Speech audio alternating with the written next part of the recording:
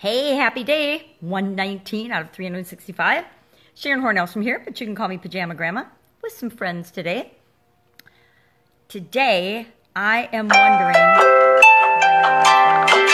why my alarm's going off. Because I'm dawdling this morning. My dog, I'm babysitting the dogs for my daughter, and one of the dogs started barking nonstop at 4 o'clock this morning and would not be quiet. So I finally got up. Usually I get up at 4:30, but that last half hour is usually my most peaceful, restful sleep. And she just barked and barked and barked. And I couldn't sleep anyway, so I just got up. But I didn't start my videos right away. Like you care, right? Does it matter? I'm totally rambling. Sometimes on Facebook Lives, we do that. We ramble because we forget who we're talking to. I am terrible about that. And one of the most important things we need to remember as we're beginning to do Facebook Lives, as we start off, we don't necessarily know exactly who we're talking to. Although if we do, we would do much better targeted Facebook Lives. It's a little challenging in this group because we're such an eclectic group. We come from all different industries, all different backgrounds.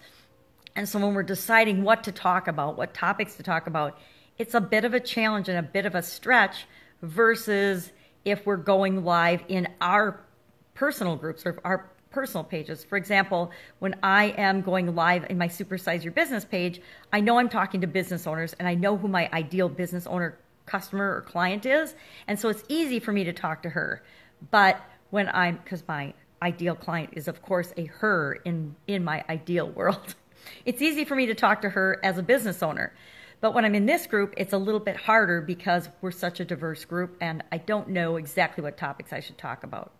So today, I just want to talk about the topic of deciding and knowing who your audience is and who you need to talk to. I'm doing a live webinar right now. I'm practicing it. I told myself I would practice it every day until I get comfortable and feel good about doing it.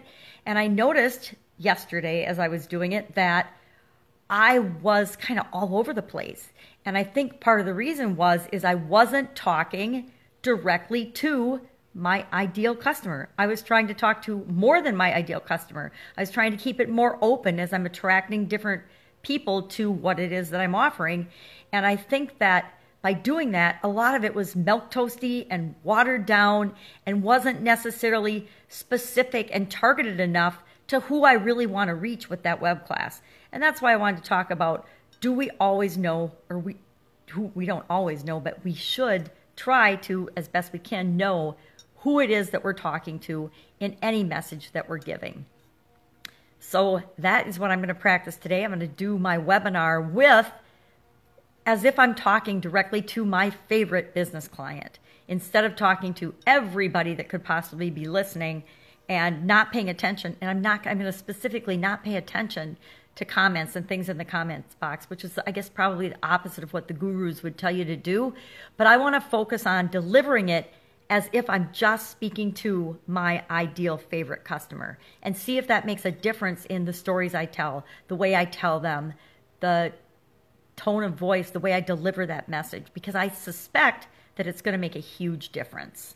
So that's what I'm going to experiment with today. I wish you a fantastic day 119 of our 365-day challenge. And of course, I'm going to see you tomorrow. Probably won't have my friends with me or my giant cup of coffee, but I will be here, bright-eyed and bushy-tailed usually. Have an awesome day. See you tomorrow, friends.